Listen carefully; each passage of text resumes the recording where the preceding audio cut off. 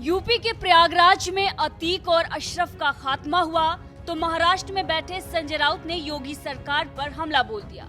संजय राउत ने योगी पुलिस पर और सीएम योगी आदित्यनाथ के द्वारा चलाए जा रहे शासन प्रशासन व्यवस्था पर सवाल खड़े कर दिए। संजय राउत ने सवाल करते हुए ये कह दिया कि पुलिस की मौजूदगी में हत्या कैसे हो गई।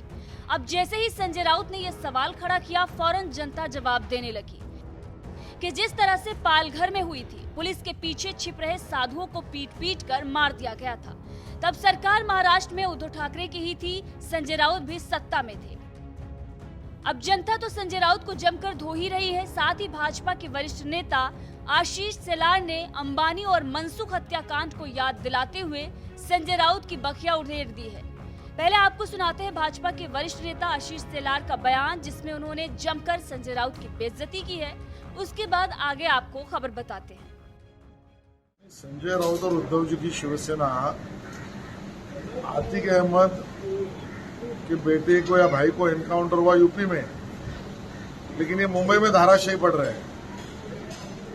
इनका क्या संबंध है वहां से?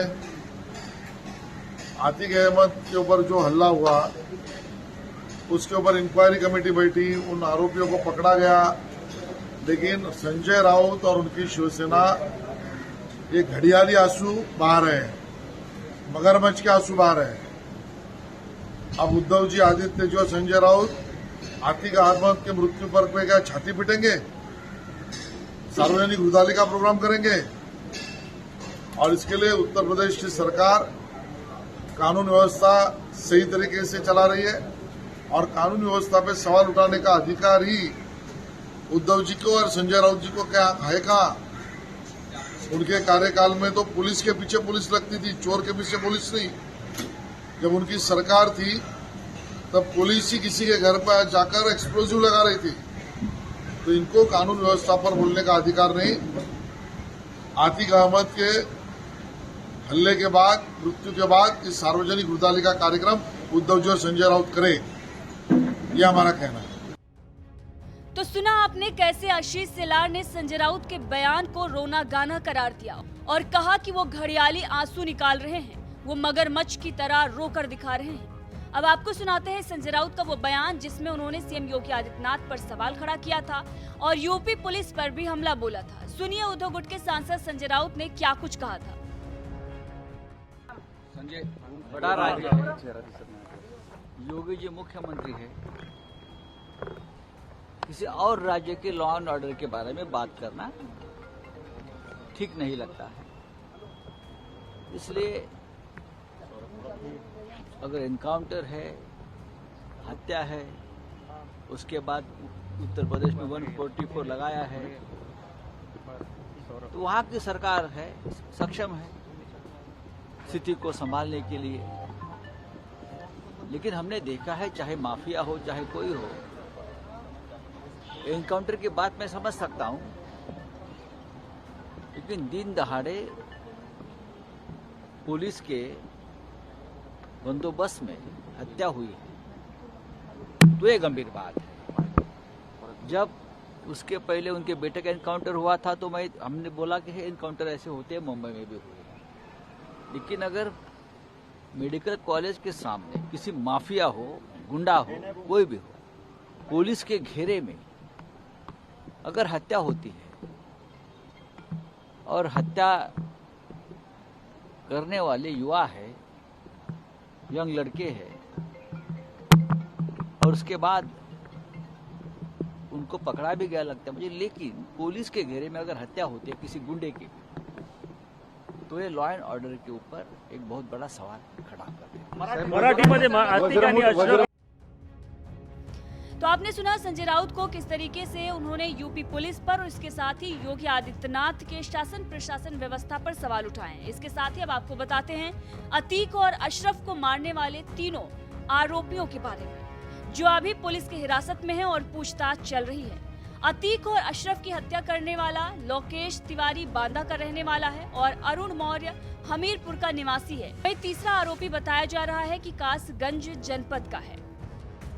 वहीं जब मीडिया ने आरोपी लोकेश तिवारी के परिजनों से बातचीत की तो उन्होंने क्या कुछ कहानी बयां की, वो भी आपको सुनाते हैं। सुनिए लवलेश के पिता और भाई का बयान जो मीडिया में इस वक्त छाया हुआ है। कल एक शूट आउट हुआ है, उसमें लवलेश का नाम बताया जा रहा है। हाँ, टीवी में देखा। कैसा है ये लवलेश और किस तरह से ये कैसे वहां पहुंच गया, कुछ जानकारी है आपको? हमें कोई जानकारी नहीं है, ना हम लोगों से इससे कोई मतलब है। ये क्या घर में नहीं रहता था? ना,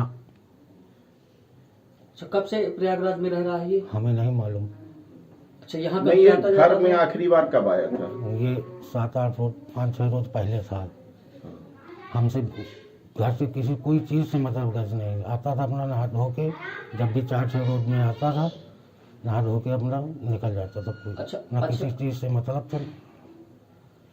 अच्छा, प्रयागराज ये आता जाता था, ये आपको बताता था कभी? न कभी हमसे बातचीत नहीं हुई। पूरा मोहल्ला बता सकता है, पूरा घर बता सकता है। हर आदमी के हमसे लोगों से कोई मतलब गज नहीं थे। सालों से बोलचाल बंद है। जब उस लड़की की थप्पड़ मारा था, उसका एक केस चल रहा है। कौन सा केस? अरे एक बिटिया को थप्पड़ मार दिया था इसी चौराहे में, उसका मुकदमा चल रहा है। फिर क्या हुआ था? उसमें जेल गया था? दोस्तों, हाँ, उसमें जेल गया था। तो जमानत से कब छूट के आया था? अरे हमको याद नहीं, 1-1.5 साल पहले की बात है। अच्छा, अभी ये 5-6 दिन पहले यहाँ घर से निकला है। जी।